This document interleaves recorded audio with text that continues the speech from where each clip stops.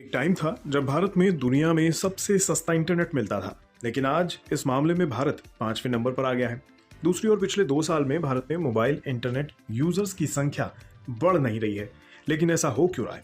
चलिए समझने की कोशिश करते हैं। शुरुआत खबर से करते हैं। ट्राई ने कुछ आंकड़े जारी किए हैं, जिसके अनुसार अक्टूबर 2021 में देश में कुल 77.30 करोड़ लोग मोबाइल इंटरनेट यूज कर रहे थे। अक्टूबर 2022 में ये संख्या बढ़कर 78.91 करोड़ तक पहुंच गई है। यानी ये बढ़ोतरी मात्र 2% की दिखाई दे रही है। आप कहेंगे इसमें कौन सी बड़ी बात है, लेकिन ये आंकड़ा चिंताजनक है, क्योंकि 2014 से 2020 के बीच मोबाइल इंटरनेट यूजर्स की संख्या हर साल लगभग 2 गुनी हो रही थी, मगर 2020 के बाद इस पर ब्रेक लग गया है।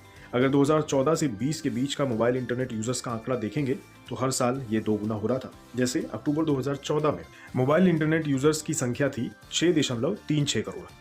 2015 में ये बढ़कर हो गई 10.80 करोड़। 2016 में ये बढ़कर हो गई 17.38 करोड़। वहीं 2017 में ये बढ़कर सीधा हो गई 32.17 करोड़। वहीं अगर फिर आप 2020 में पहुंचे तो मोबाइल इंटरनेट यूजर्स की संख्या बढ़कर हो गई 71.26 करोड़, जो अक्टूबर 2021 तक बढ़कर हो गई थी 77.30 करोड़।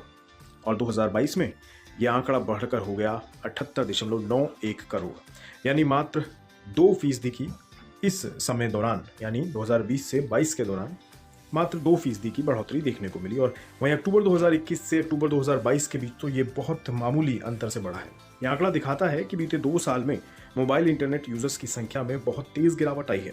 टेलीकॉम कंपनियां इसके लिए स्मार्टफोन के दामों में आए उछाल को जिम्मेदार ठहराती हैं, लेकिन आंकड़ों को थोड़ा और खंगालें तो तस्वीर कुछ और नजर आती है। आज भारत सस्ते इंटरनेट के मामले में 5वें नंबर पर है, लेकिन सिर्फ 2 साल पहले दुनिया में सबसे सस्ता इंटरनेट भारत में ही था।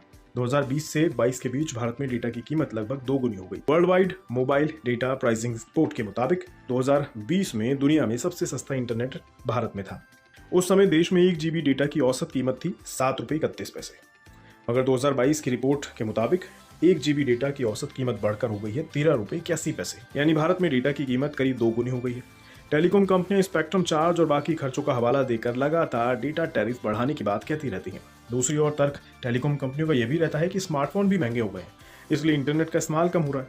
लेकिन क्या वाकई यही वजह है? स्मार्टफोन वाली बात पर अगर नजर डालें तो ग्लोबल मार्केट में चिप, सेमीकंडक्टर और स्क्रीन जैसे कंपोनेंट्स की शॉर्टेज की वजह से स्मार्टफोन का प्रोडक्शन घटा है।